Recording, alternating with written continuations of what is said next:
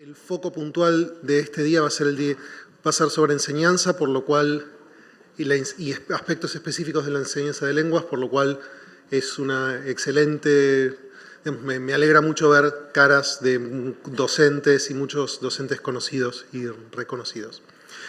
Vamos a empezar entonces la primera actividad con un panel en el cual vamos a hablar sobre, junto con mis colegas Mike Solly, Claire Dewey y Peter Hare, vamos a hablar acerca de distintos proyectos en los cuales el British Council trabaja con grupos de migrantes y refugiados en distintas zonas. Vamos a estar hablando puntualmente no solo de nuestro trabajo aquí en América y en Argentina, sino del trabajo que se realiza en el Medio Oriente, del trabajo que se realiza en África subsahariana. Y eso nos va a poner un poco en tema para continuar luego con el programa que tienen todos ustedes en sus manos. Así que comenzamos. Mike. Buenos dias. Good morning, everybody. I'm just going to stand up for a moment because I want to just get a range of how many people we have in the room. If you were here yesterday, can you just raise your hand, please? Okay, good. And if you were not here yesterday, can you raise your hand, please? Okay. If you were neither of those things, can you raise your hand? Okay, good. So what we're going to do today is first of all, just have a quick recap of some of the key points from yesterday.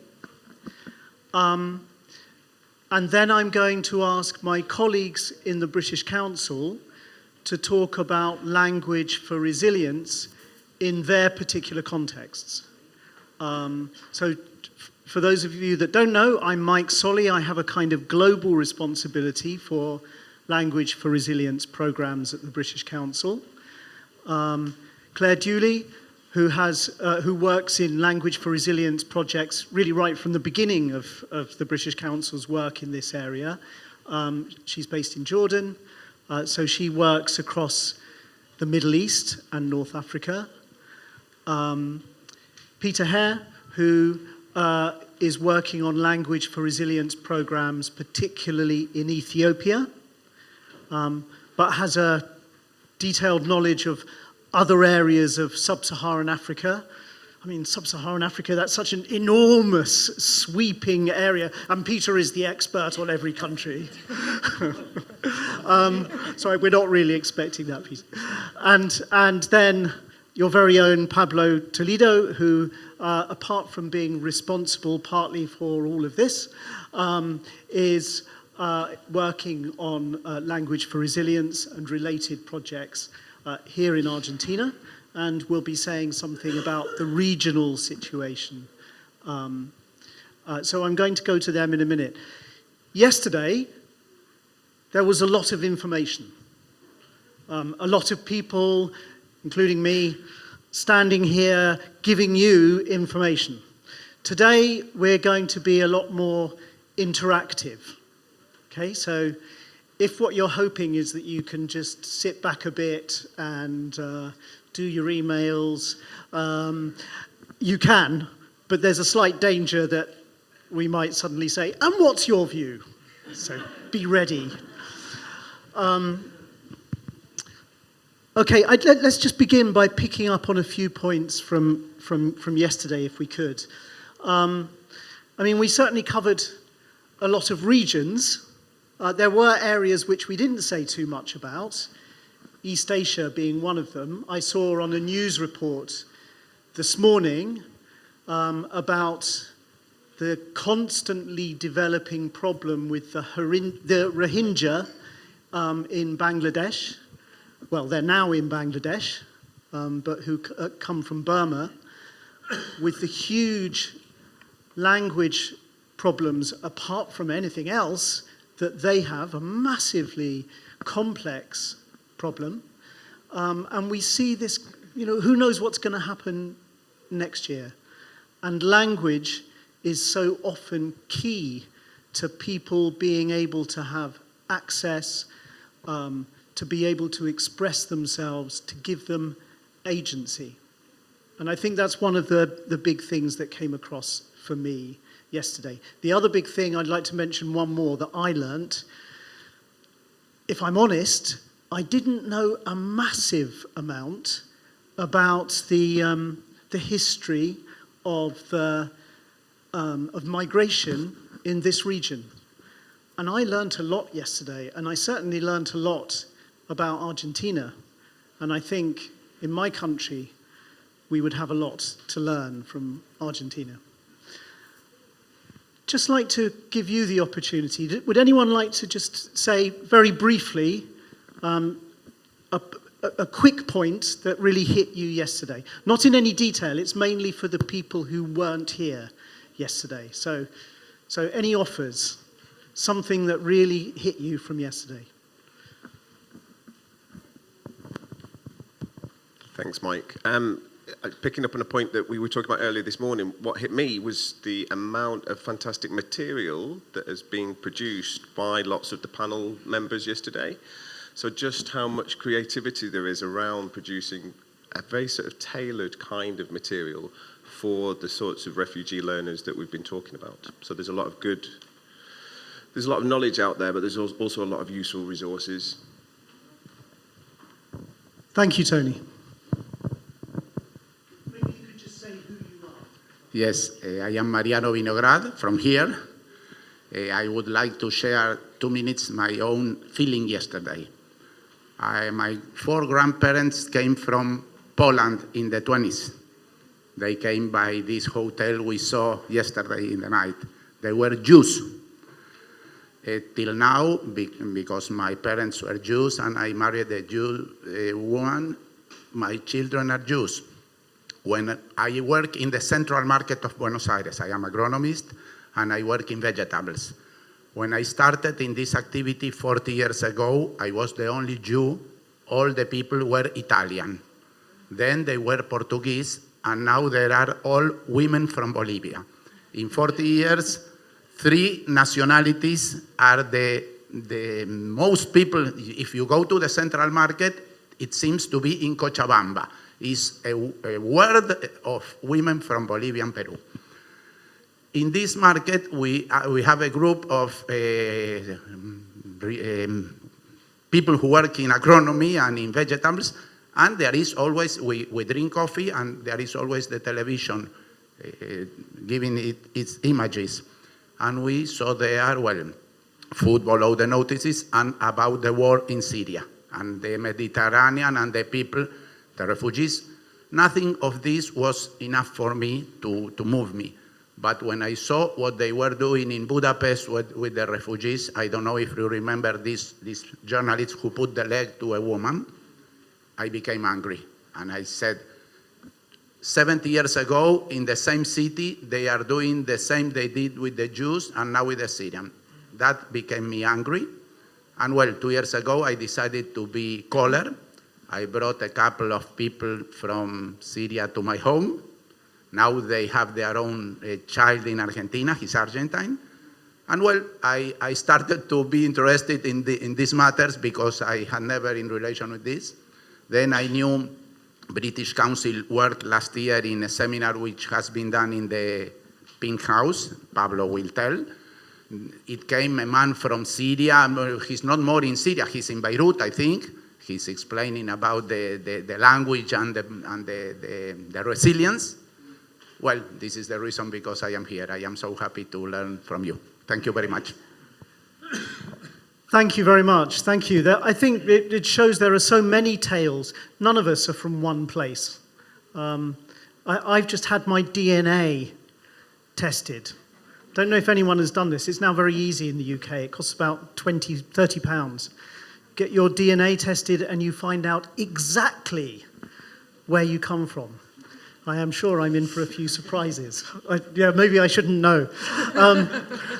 Okay, can I just very quickly, any other just points of things that we learned yesterday or things that have stayed in your head? I think one of the things that came out of yesterday for me was we framed this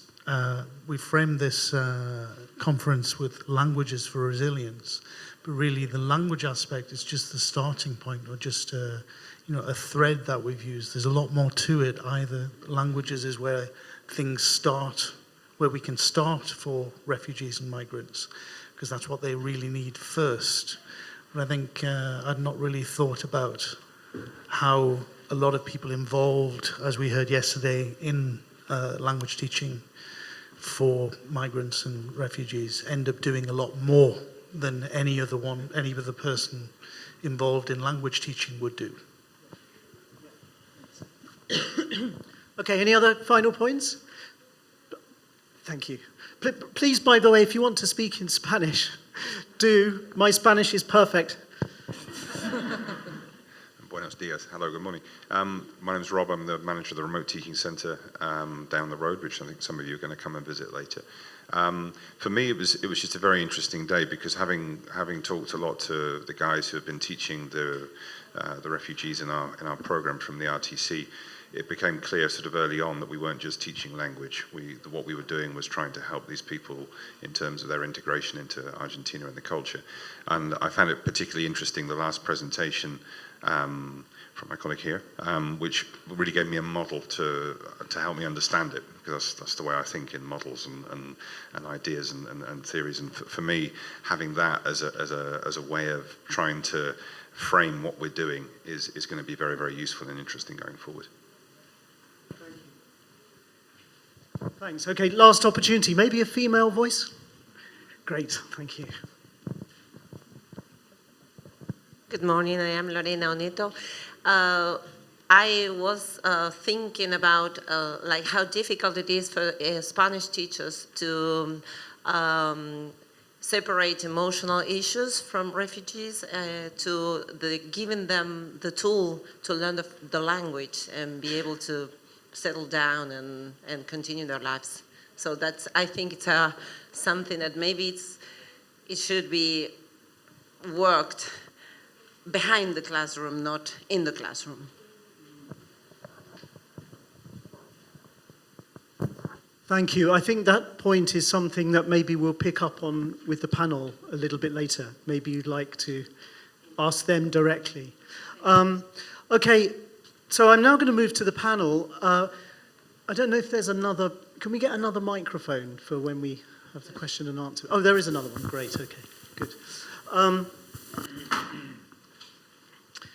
So what I like to do is just go straight to my colleague Claire Dooley, who's going to tell us a little about the work that she's been engaged in Language for Resilience in Jordan and the Middle East and North Africa. Claire. Good morning. Oh, we're all awake. That's amazing. Brilliant. My name is Claire, and I work for the British Council in Jordan, but I also do some work kind of across the region in the Levant cluster. We're sort of known a bit as the crisis cluster. The neighborhood is interesting. We've got kind of Syria, Iraq, Palestine, Israel, Jordan, Lebanon, and Saudi. So that's sort of, well, that's the interesting part of my job, if you like. In terms of language for resilience, I guess this was very much driven by the Syrian refugee crisis and sort of everything that started happening in around 2010, 2011, and sort of escalated from there. I think historically the response to these sort of crises has been very much a sort of an emergency humanitarian response, and rightly so. So it looked a lot at immediate things like healthcare and housing, water and sanitation, all of these kind of immediate needs for refugees. And I think what the world often gets wrong is assuming that these crises are going to be a very short thing. It's just going to be 6 months, it's just going to be a year, everything will go back to normal. And so we tend to hold off on kind of longer term development programs.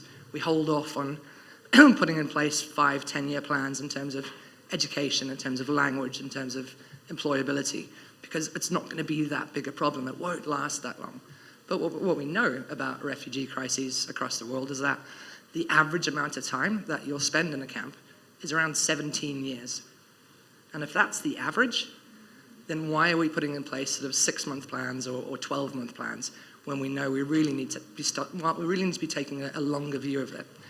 And I guess that's sort of where we got started in thinking about language as a bridge between the sort of development world, which is very much a quick, immediate response, and the humanitarian world, which is very much the immediate needs, and the development world that kind of looks where everyone's going to be in 5 or 10 years' time, and making sure that the things we do now will have an impact later. So I think the biggest project that we probably started in Jordan was the LASER program, and this looked at sort of Syrian and obviously disadvantaged Jordanian youth and trying to get them the language skills that they needed to get into higher education. The thinking being that we didn't want to lose this generation of sort of 18 to 35-year-olds and make sure that they had a smooth transition into tertiary education and then obviously into employment. And that had impact, and that was brilliant. It reached around 3,000 students sort of across the country. What we realized, though, that there was nothing sort of before or after that. There was no programs in sort of primary and secondary education. There was nothing that sort of saw people through to that point. And so once that sort of group or that audience had been addressed, we just realized that there was nothing else to address all of the different needs of younger people, of older people, of women and children. And the massive strain that it was putting on the already quite strained systems that existed in Jordan.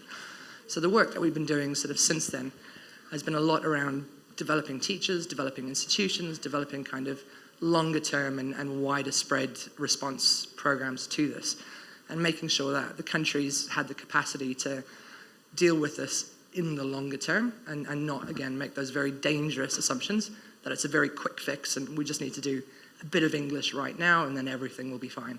So I think out of necessity, we've started to explore what this means, not just in the Middle East, but kind of globally, and take a much bigger and longer term approach to it. And I think those are the headlines for us, really, is sort of taking it from that immediate quick fix to what does it mean across the world and what does it mean across sort of different stages of life. More on that later. Thanks, Claire. Oops. Claire can hear me. Thanks, Claire. I'm going to ask, just ponder what Claire has said for a moment, and then I'm going to come to you to see if you have any questions for Claire specifically at this stage, but I'll open it up to everyone. But I'd just like to ask you a devil's advocate question, if I could, Claire. It's a bit early for that. I'm confused. So we're talking about teaching English to people who live in Arab countries across the region. They all speak Arabic. Why do they need to learn English? It's a good question, Mike. Thank you. Well, interestingly, tertiary education in Jordan, in theory and sometimes in practice, is actually English as a medium of instruction, depending on which faculty, I guess, you're studying with. So even Jordanians sometimes have to study their tertiary education in English, and often to get sort of master's programs and beyond, all of that and all of the research and the literature and everything that you need is in English. I think particularly with the global response to the Syrian refugee crisis, the world sort of poured in with scholarship programs and funding and aid and all of these kinds of massively brilliant initiatives. Challenge is they were all based in English. So all of the communications around them, for a Syrian to find out about what scholarship opportunities or what any opportunities were or what the legalities were around working, all of the information was in English. So they couldn't access the very basic things that they needed to know. And again, there were sort of 450 to 1,000 scholarships a year. All of them had an English requirement to access the program. And what we learned, often the hard way, I think, is that there was this big response, but it didn't really understand the audience and what sort of levels of language they had. So there were thousands of scholarships that people just couldn't access. And so I think that was sort of the reason why we felt English in that context was particularly important. And I know that it seems strange because everyone speaks Arabic, but the opportunities are not always in Arabic in terms of education and employment and kind of regional opportunities. Thanks, Claire. Okay, any questions for Claire? And also, as I say, Pablo and Peter, if you want to come in with anything, please do. Any questions for Claire? That was very clear. Okay, good. All right. I'll move on then to Peter. So Peter, just to remind you, is based in Ethiopia and has lived there for quite a number of years. 7 years. Okay. Peter, you want to take the mic? Good morning, everyone. Yes, I live in Ethiopia. I've been there for 7 or 8 years. As you will probably know, I think, that Ethiopia, being in the Horn of Africa, is one of several regional countries that are used to refugee situations and IDP situations. And many of those refugees are protracted, which means I think they've been a refugee for 12 or more years. If I just mention some of the countries in that area, I'm sure you will know something about the crises, the situations there. Somalia, Yemen, a lot of refugees are coming from Yemen to Djibouti and then into Ethiopia, some of them. Eritrea, with whom Ethiopia has fought 2 wars in the last 20 years. Sudan, the refugee situation emerged with the Darfur crisis of some years ago. South Sudan, which is very much a situation of the last few years since their independence in 2011. And of course, Ethiopia itself. Many Ethiopians have gone abroad as well. So it's a region, and then if we go a little bit further to the Democratic Republic of Congo, to Rwanda, Burundi, it's a region where people have moved from one country to another, or within their countries, and are still doing so. I'd like to mention, Mike, a project that we at the British Council have worked on for a number of years, which in a sense is related. It's worked in over 40 countries. It's been called the Peacekeeping English Project, and it basically has worked to train up peacekeepers from countries going to United Nations, and in the case of Africa, also African Union countries. And in Ethiopia, we've run a project like that for about 9 years, and Ethiopia now is the largest contributor of personnel to UN missions in the world. And the vast majority of those people, of those troops and police, are going to neighbouring countries, South Sudan, Sudan, where there's a total of 3 missions, and also Somalia as well, where there's an African Union mission. So I think there is a connection between the two, if we think about language for resilience. That's a well-established project, but our pilot project in language for resilience is very young. It only started about 18 months ago, and we focused on one region. There are a total of about 1 million refugees, just under 1 million recognised refugees living in Ethiopia. Nearly all of them are living in 27 camps around the borders of the country. And we have focused our work on one area of these camps, which straddles the border of South Sudan and Sudan. It's called the region is called Benishangul Gumuz. There are about just over 50,000 refugees in 5 camps. Now, the Ethiopian government's policy on this has been that, on the one hand, under the Geneva Convention of 1951, they will accept people coming into their country to live in camps. But they do not, or have not until now, officially allowed any integration. Some refugees do integrate. They are mostly Eritreans because of family reasons. Eritreans and Ethiopians from the north in the Tigray province are closely related. But integration is very, very small. That is set to change under the terms of the 2016 Leaders' Summit on Refugees in New York. But it is only going to change slowly. It hasn't actually changed yet. The only change that has happened was that last November, officially refugees living in Ethiopia can receive official life documents. Before then, that wasn't possible. So if we come to our work, we went on a scoping visit at the end of 2016 to this region, Benishangul Gumuz, and visited in 4 of the camps. And the question about why English is a very pertinent one, because In Ethiopia, refugees have to follow the Ethiopian curriculum.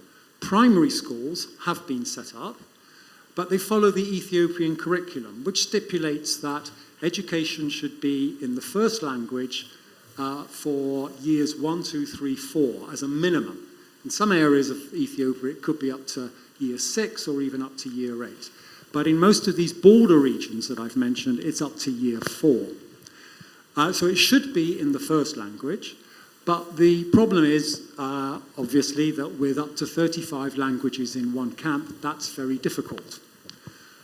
Then, after year 5, from year 5, the language of instruction should be in English.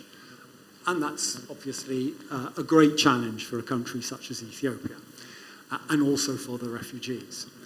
So,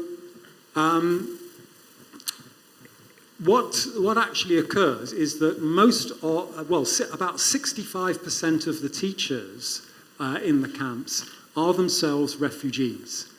Almost all of them are not professional teachers, they're not qualified, they have no experience, but they decide to teach, and they're called incentive teachers. They receive a small sum of about $45 a month to teach, but they have no experience. Most of them have very little experience or no experience of doing this. 35% of the teachers are themselves Ethiopian nationals and are experienced. They're qualified and experienced teachers. So they are working together. And in a sense, English becomes a link language between the two. The Ethiopians are using English to teach, whatever the subject is. And amongst many of the refugees, there is a desire to learn English. For example, in South Sudan, English is the language of instruction officially. Even in Sudan, where obviously Sudanese Arabic is the main language, there is a desire to be educated or to learn English as well. Now, our program does not attempt to do anything new, in a sense. We are working within the constraints of the system, because the Ethiopian government's Administration for Refugee and Returnee Affairs make sure that we work within the system. If we don't, we wouldn't get any access to the camps at all. So what we've done is to set up a teacher training pilot for approximately 330 teachers in these refugee camps, but also some host community schools in the surrounding areas. And we've set up a train the trainer course. We've so far run it twice. We've trained 40 teachers as teacher educators. And they then go on to train to develop up to these other 300, about 300 teachers. The bulk of that work will consist of methodology, which we try to apply to all subjects, not just English, obviously. English language development, because, as I said, there is this desire amongst the stakeholders to learn English. But also we want it to be, our work to be applied to the classrooms. And also we work with the textbooks, which have been translated from Amharic, the main language, or one of the main languages in Ethiopia, into English to be used in the refugee camps from primary 1 to 4.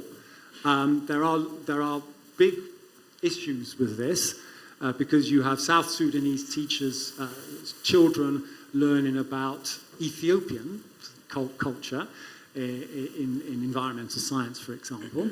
But that's the decision that has been made. So we worked with that as well. So in a nutshell, that's what we're trying to do.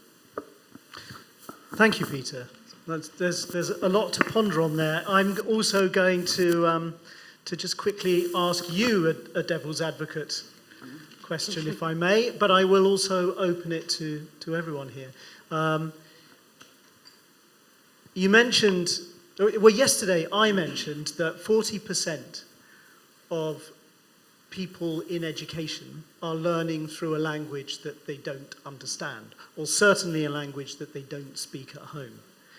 This is particularly significant in your region of the world, where I imagine the figure is considerably higher than 40%.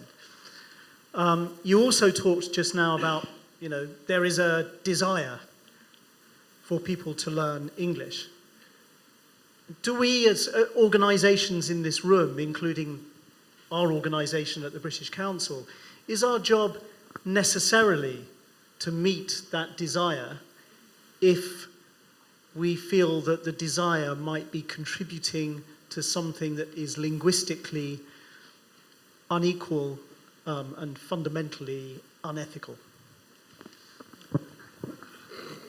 Yes and no. Yes and no. It's an issue which has perplexed us right from the beginning. Because on the one hand, you have Sudanese Arabic, which in the area where we work is the most commonly used language. And we work with teachers, many of whom have English that is functional in the classroom, but some of them don't. But they want to learn English.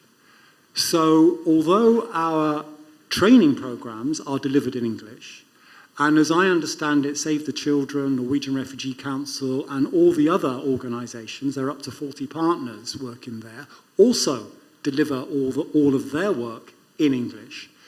We are now making a conscious attempt to work with teachers, saying that it is by no means necessary, if you feel that is the case, to use English in the classroom. And a typical situation is where a Sudanese teacher teaching maths at grade 3 will use Sudanese Arabic throughout the lesson and only use English for certain key words, plus, minus, the numbers, and so on, which the children are able to respond to. But that same teacher is likely to have a few children from the Democratic Republic of Congo who will not understand Sudanese Arabic, or they might have learnt some. So the children are sometimes used to help translate to others as well. Another issue, which I didn't mention, is that up to 25% of the people sitting in that classroom could be overage students who come to the classes partly to learn English and partly to try to gain a certificate after 8 years of education there. So it's always an issue, that is very much in our minds and in the other agencies as well. And in fact, one of the partners, UNICEF, I know, are very strong at encouraging the use of mother languages as much as possible. Okay, thank you. I mean, that was in a way, that was the point behind my devil's advocate question. I do stress that it was devil's advocate, but at the same time, we are very aware in the British Council, as I think organisations now are increasingly aware, of the complexities around the importance of multilingualism and the complexities around the dangers of people learning in a language that is not their own. And I think the multilingual approach that you just described is one that we now at the British Council are very anxious to ensure is something that in our organisation we encourage, promote, research, etc. I think Tony expressed it very well in his session yesterday. And also, if you're interested in the Salzburg Statement, do have a look at that. Google it if you have. Is it online yet? Yeah. Okay. Thank you, Peter. I'm going to pass straight on to Pablo, who's going to be talking a bit more about the work in this region. The work that British Council in Argentina is doing,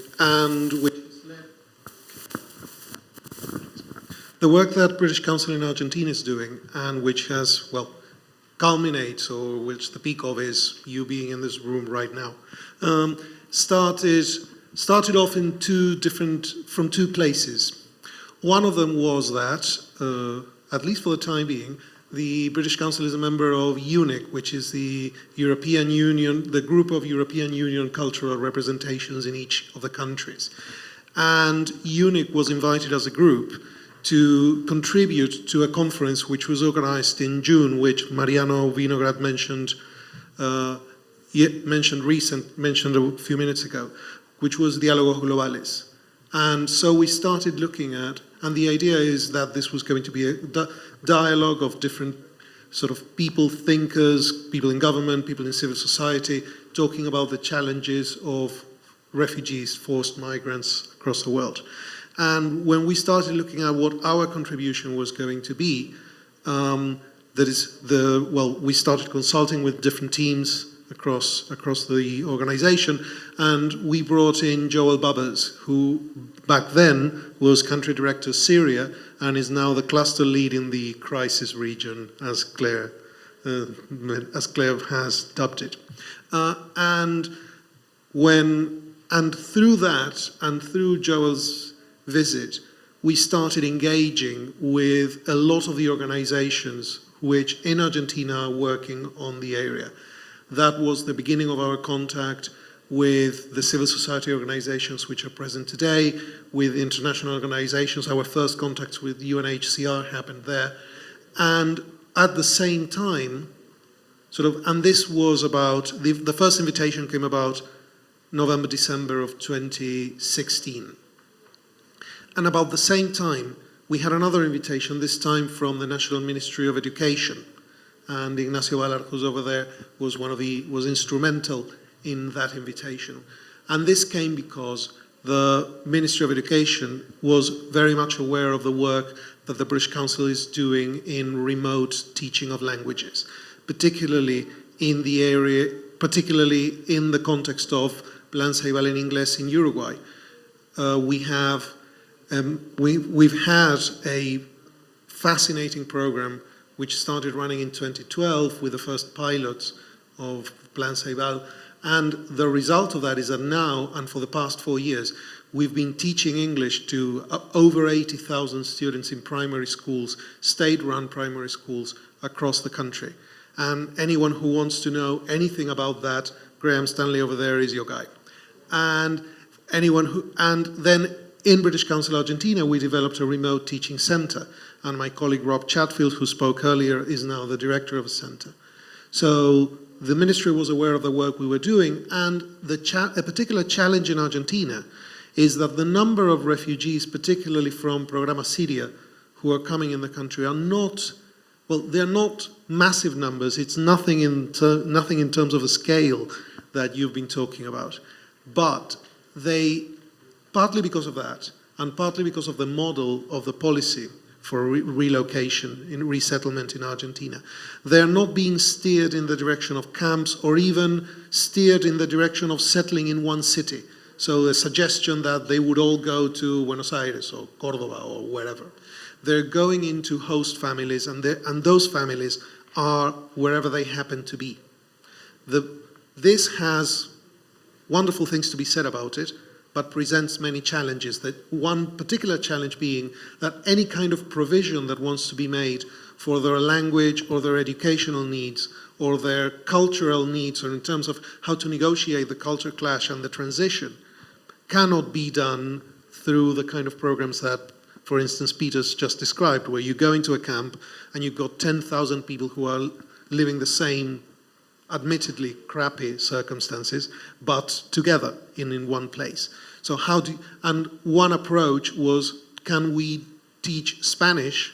And that was a question that was made to us, British Council, through remotely, so that this reaches that single family that is based in Bariloche, or those 3 people who are there in Mendoza, or that one family that is living in Buenos Aires but further away. There's going to be a lot more information a bit later today about the pilot that we ran, so I'm not going to go into the numbers and the results, but basically our response was, yes, absolutely, we definitely want to engage with that. And that's when we started engaging with the Language for Resilience agenda. And in the region, this is where I think we've got a bigger contribution to make. The biggest refugee crisis or forced migration crisis right now in Latin America do not have a strong language component, because it's basically, well, there was a mention of that yesterday, Venezuela, Colombia, those are the countries that, looking into the past few years, Haiti was a particular case. And hitting this area, sort of the southern cone, if you're thinking Uruguay, Chile, Argentina, the Venezuelan people, that can actually leave the country and come here, they're much better off because they've had enough money to get on a plane to make their way here, which means that they would be in better circumstances to begin with than people that just have to up and walk across the border to Colombia. Yeah.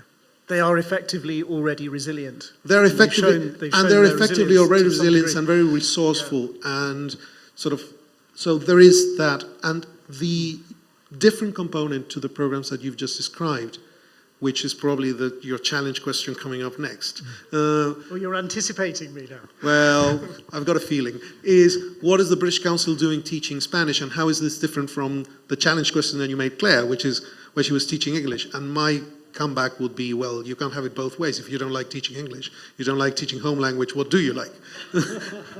But the idea is that our role there is around building resilience through language. And resilience is about giving confidence, voice, and agency. And it assists in all kinds of ways. And we have had this consistently from all of the partners that we've engaged with. Once food, shelter and residency status is granted, language is the next big challenge. Yeah, okay, and I think that's a really good point to end that bit on. Next time I'll ask Pablo to go first so he can't anticipate my my question. Okay, just for the last bit, I want to entirely hand over to you, the audience. So any questions that you'd like to ask from the panel, you can either do it individually or the panel may come in. If I can ask you, please make them questions though, if they can just be brief questions, because we are running out of time. Gary? And then, was there someone over there? Yeah, okay, great. Gary first. I was interested that you mentioned methodology, Peter. I mean, and I noticed that there's been a move away. We're focusing on language here, but we're also interested in maths and we're interested in science. So is there what is the British Council's view on developing kind of general methodology that might be useful for teachers in a primary context particularly, and maybe later, rather than just methodology around language? Is that something that's developing? The ideas, how's that working?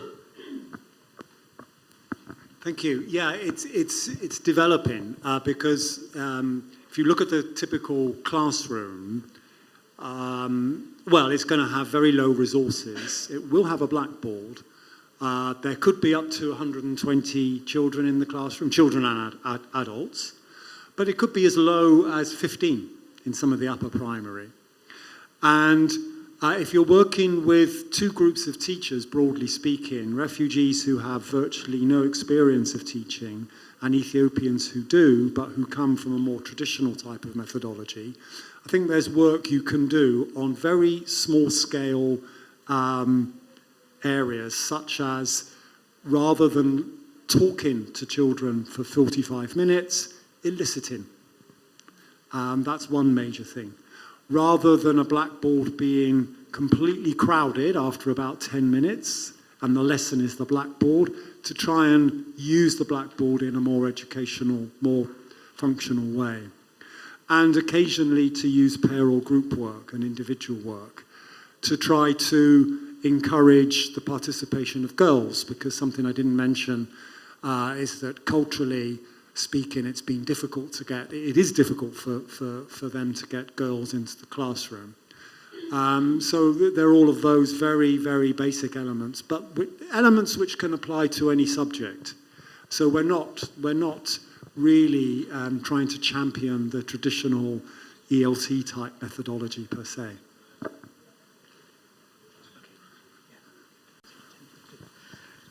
Thank you, Peter.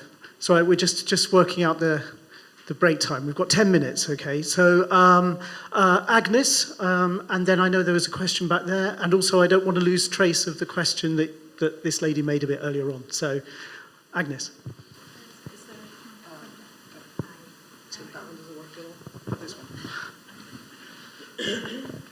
Thank you.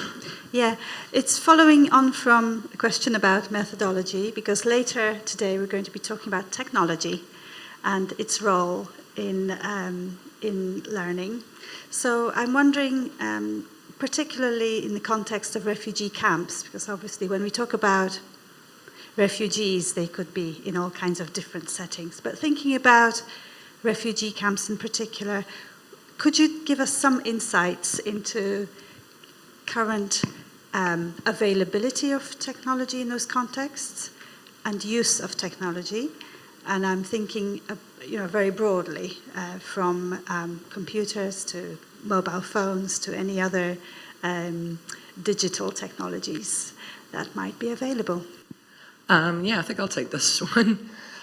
Well, I guess to give you some context around Jordan. So in terms of how people work between the camps and the host community, in terms of the camps, there's only about 25% of refugees actually are in the camps. So which means that 75% are out either enrolled in formal education, informal, alternative, remedial, any sort of number of those things. And the access that they have is quite different. So in the camps, there are quite a few initiatives by people like Microsoft and Samsung. I think 1 laptop per child. There's loads of organizations kind of trying to bring in as much hardware and software as possible to support social innovation labs and sort of English language, but wider education programs. One of the biggest challenges is that the government of Jordan, while they welcome refugees, they restrict internet access in the camps quite significantly. And a lot of that really is around the sort of vetting process. So when Syrians first come into Jordan, they're often held in the camps while they're vetted in terms of what affiliations they have, how potentially dangerous they might be. I mean, Jordan interestingly, is a sort of a very stable and a very peaceful country in the midst of quite a lot of chaos. And it's very, very important that Jordan stays that way so that it can sort of lead the response. If that ever changed and the wrong people got into Jordan and things like that started to happen, you would lose all of that that progress that you had made. And what the wrong people is, I know is incredibly controversial, but it's certainly something that Jordan is very, very conscious of. So a lot of their work is around preventing violent extremism and combating violent extremism and noticing it. So that's why the access is limited in the camps. There's loads of hardware. There is not a lot of connectivity. In some camps, like Zaatari, refugees can leave and come back in. But in other camps, like Azraq, it's very much more of a detention center than it is a kind of community camp for free access sort of space. Outside of the camps, there's lots of work that's being done with learning technologies. We do some work with getting teacher training courses done through a sort of online moderated platform, and teachers sort of use their mobile phones to respond to forums and participate in Zoom classes and things like this. They also use mobile phones to video or to record their teaching, and they upload it onto a portal where other teachers can watch them teaching, leave comments, write some feedback. It's just a way of kind of connecting teachers that work in very, very distant and remote and often quite lonely teaching contexts. I think it can be quite lonely being a teacher anyway, but certainly in these kind of contexts, being able to see other teachers teaching through these sort of digital platforms is quite powerful. So there's lots of work towards that, but yeah, still quite a lot of issues in terms of data costs, in terms of access. The good news is that there are almost twice the number of mobile phones as there are people in Jordan. So everybody has got access to a smartphone, and that's their lifeline to everything. That's how they get stuff. It's how they find out about opportunities. It's how they stay in touch with their families. It's central. So we're basically trying to move as much as we can into a sort of mobile-first platform rather than the sort of more traditional face-to-face training. Thank you, Claire. And just to remind you that Agnes will be giving her talk, so if you're interested in the technology side of things, do go along to that. Now, was it? Yeah. Okay. Hi, my name is Cristina Banfi. I work at the Ministry of Education of the City of Buenos Aires. And I'm particularly interested in the plural in the languages for resilience title of this presentation. I think that teaching languages like English in your case and Spanish in our case, as Evelia will be presenting later on in the city, is focusing on languages for access. And I was wondering if there are other languages involved, obviously the first languages of the children and the adults involved in these cases. And I was wondering if you have experience on supporting the maintenance of first languages in the cases you were talking about. Well, in the context of where we're working in Ethiopia, we haven't yet consciously promoted the use of other languages in the sense of something like the program here. We don't assist in the learning of Sudanese Arabic or other languages, no. We know, partly because we know that these languages are known by all of the refugees. But then on the other hand, we don't work against it either. We encourage the use of multi-languages in the classroom. So in that sense, we're not, I would say, over-promoting the use of English. Our message is basically the language that works for you, the teacher, and the children in the classroom, or the languages, are the ones that have to be used.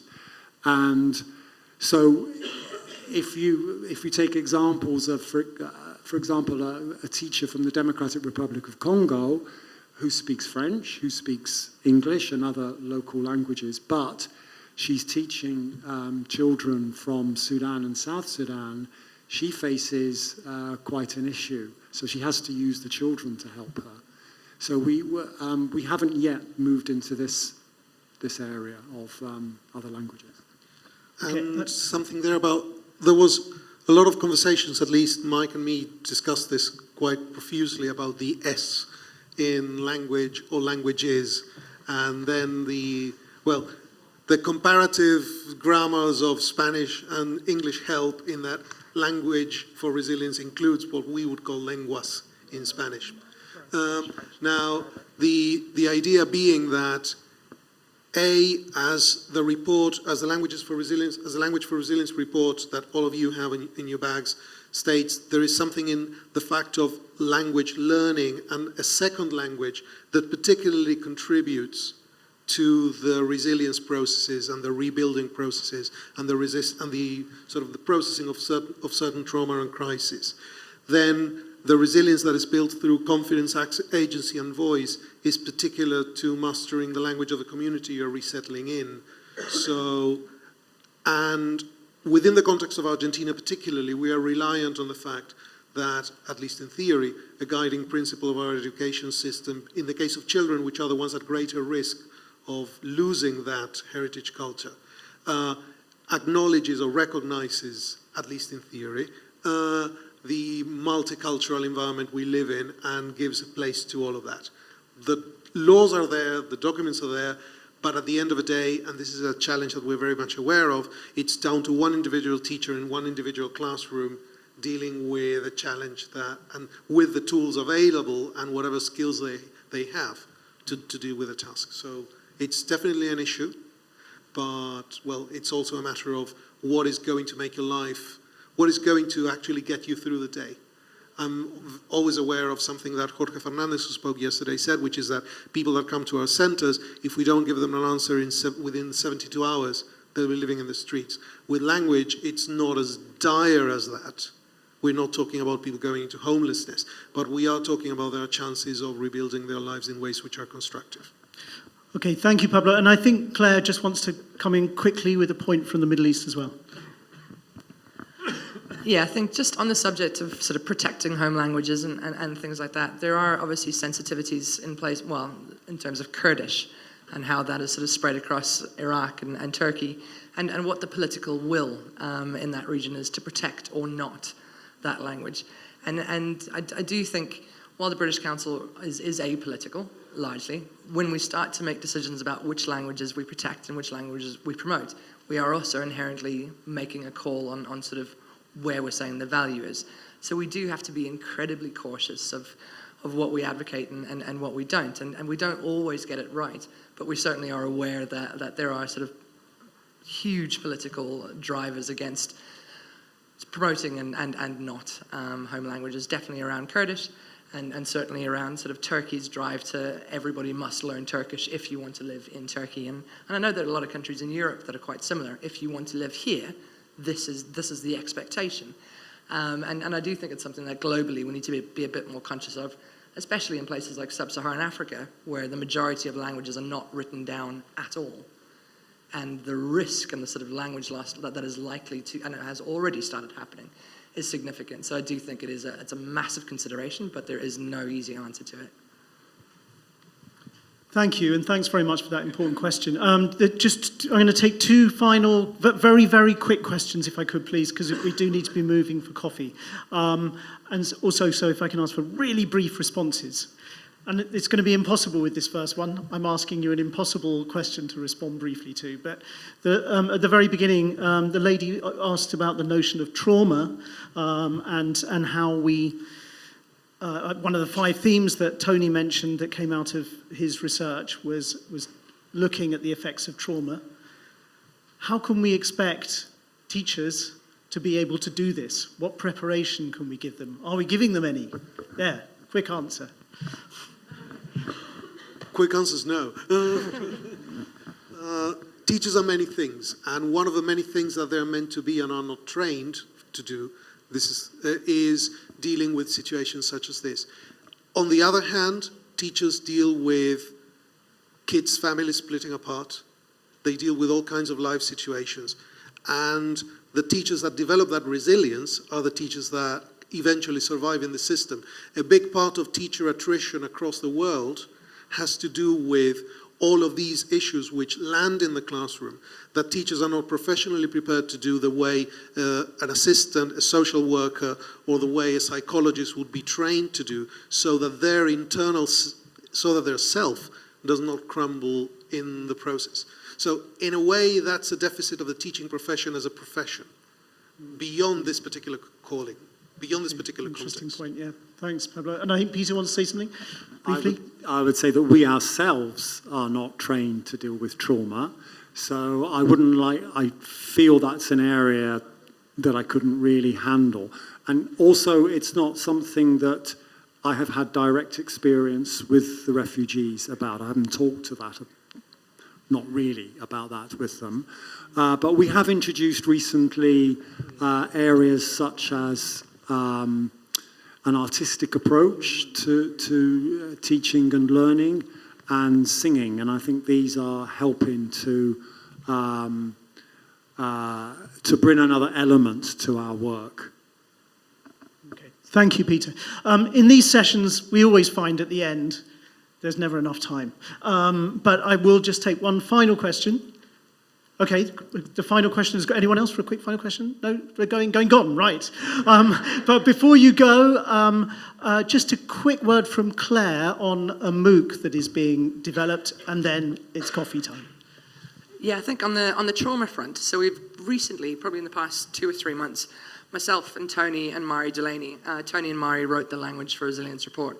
We've started developing an online, a MOOC for teachers to look at the effects of trauma on learning, to look at profiles of students that might be coming from these sort of conflict and post-conflict areas, what that might mean in the classroom, and really kind of coping strategies for teachers so that they are more resilient and they're more able or better equipped to deal with this. So that should be launching in September this year. Keep your eyes open. Thanks a lot. I think that's a good place to end it. So I'd just like to thank our panel. Thanks very much. And thank all of you in the audience, especially those that have contributed with questions. And I'm sorry that we didn't have a bit longer to ask more. Okay, thank you. Coffee.